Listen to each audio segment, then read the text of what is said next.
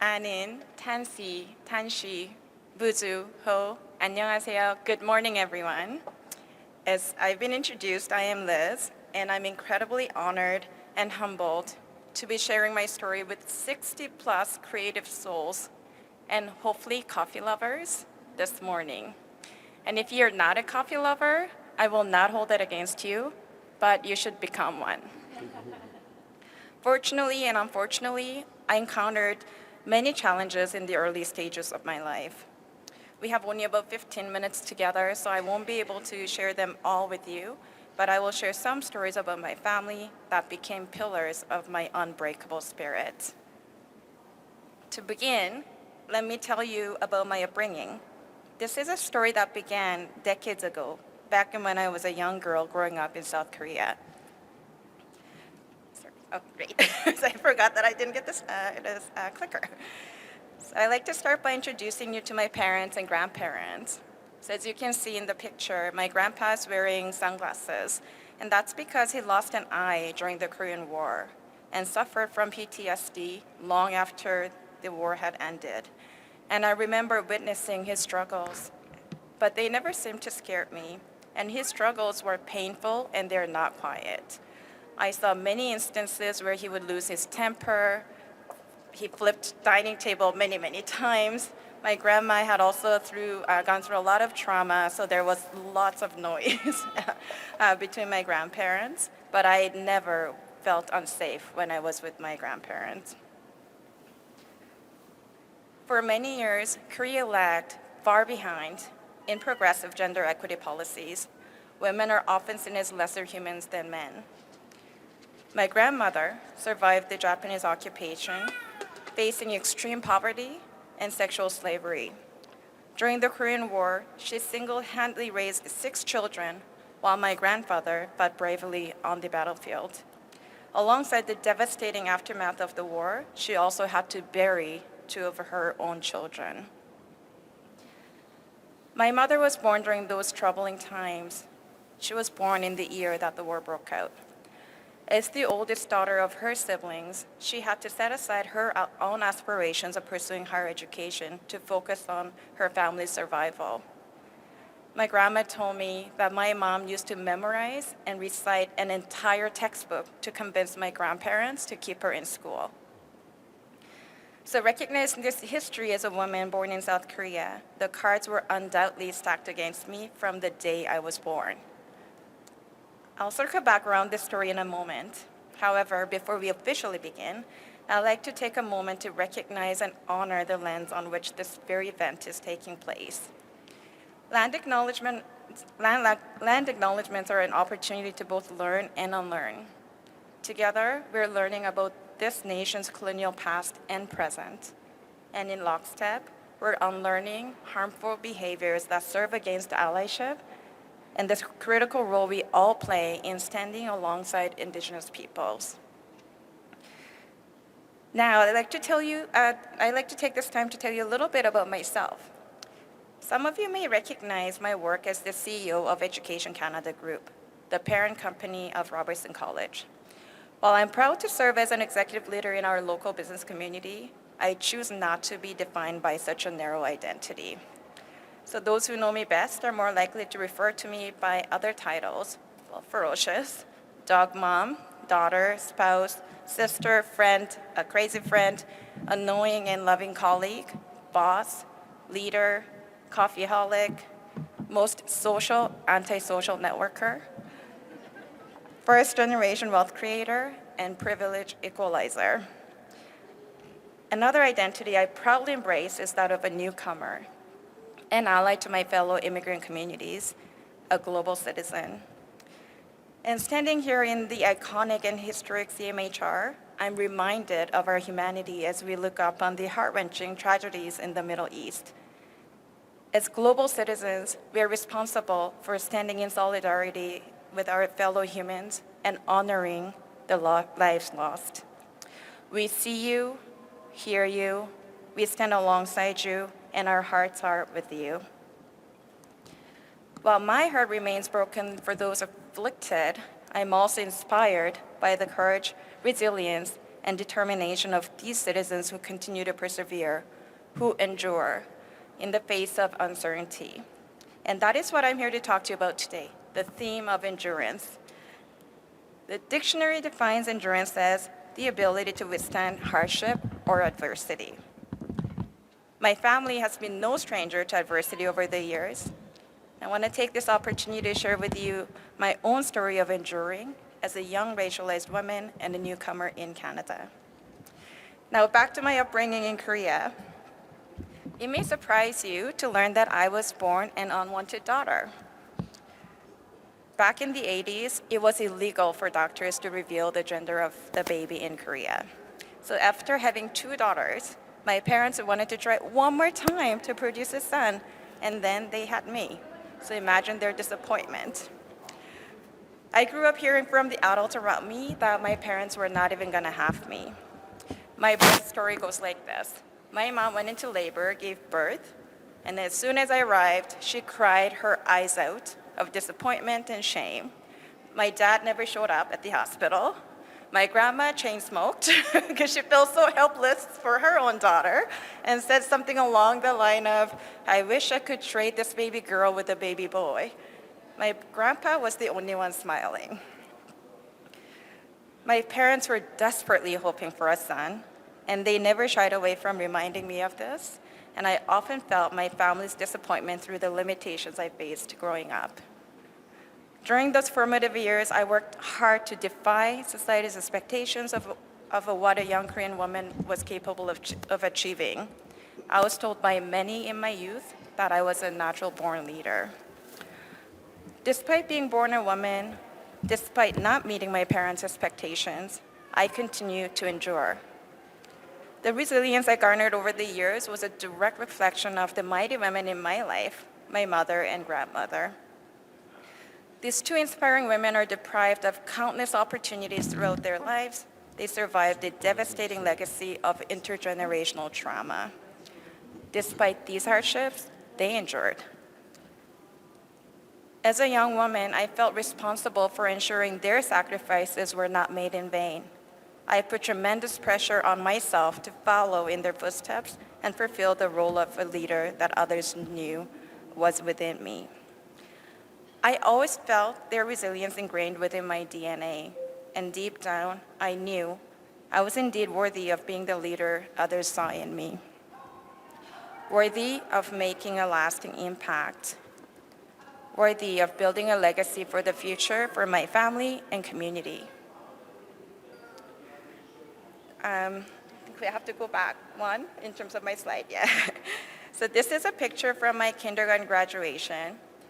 My grandparents raised me from birth until I was 9 years old. I abruptly moved away from them when my grandpa fell ill. My grandpa was known as one of the scariest people in the neighborhood, and my friends were ever so afraid of him, and I really enjoyed that. I never felt that way about him though. In fact, I was so loved. I got into all sorts of trouble, but he always let me be mischievous. And although he suffered from PTSD, which I know very well now, he's never once lost his temper with me, no matter what I did. I lost my confidence when, as a young teen, I was uprooted from South Korea and sent to live on my own in Canada. And many people ask me why, why Canada, why so young? I remember the first time my mom brought up the idea of me going abroad to study. It was over the summer break. I was still 13 years old, and I thought I had figured everything out about one's life. At 13, you know everything. So the thought of me going away and being away from my parents, amazing. So sign me up. So yeah, that was I didn't even have to think about it. It was yes, firm yes. And then it didn't move for a while. Then one day when I was in school, we have this study period in Korea, and my teacher physically abused me. I still will never fully understand what happened with him. He kicked me from behind, threw textbook at my head, and slapped my face about 50 times that I was so bruised and I couldn't go out for a whole week. And from then on, my mom and I actually never talked about it again to this date. But I look back and wonder if that has something to do with her speeding up the process of putting me on that plane and then me arriving in Winnipeg. So shortly after arrival, I knew I could no longer lean on the comforts of home and my much needed support systems. My language barrier and lack of psychological safety led to deeply rooted insecurities and the unraveling of my identity. Hence, I lost touch with the ferocious little girl once I used to be. Growing up alone in Winnipeg, I did not have the luxury of leaning on my parents' wealth as a safety blanket.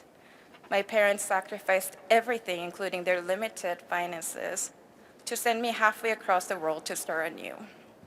This meant I had to build my own wealth. So this picture you see here is from my class from the first year I moved to Canada. When we were packing for the move, my mom made sure I had two things. I had a lot of winter jackets, and then she bought me this brand new camera. At that point was, I'm sure, very pricey, and lots of boxes of film. She reminded me to take a lot of pictures of my, upon arrival and document things. I lost so many of these pictures due to flood, but I did try my best to catalog my upbringing in Canada, especially since my parents weren't around to remind us. During the initial 10 plus years in Canada, I really struggled. I had to work multiple jobs to share the burden with my parents, to afford my tuition, pay rent, and put food on the table, on top of learning a new language and trying to fit in. Simply put, there were only two options available for me: either work my ass off to make ends meet in Canada or go back to South Korea.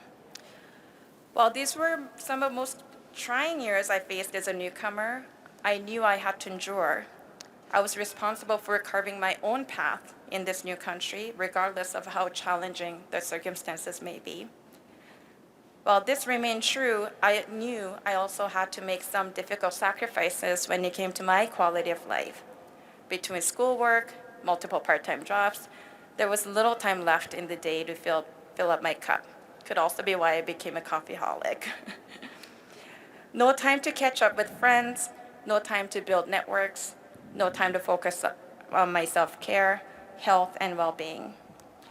It was all work, hard work, and no play. The endless grind of work made me feel a little less human, and in fact, it made me feel like a second-class citizen. Once I started working in the corporate world, I quickly found myself trapped in the rat race. I redirected all my time and energy into becoming an executive, despite not fully understanding what that meant.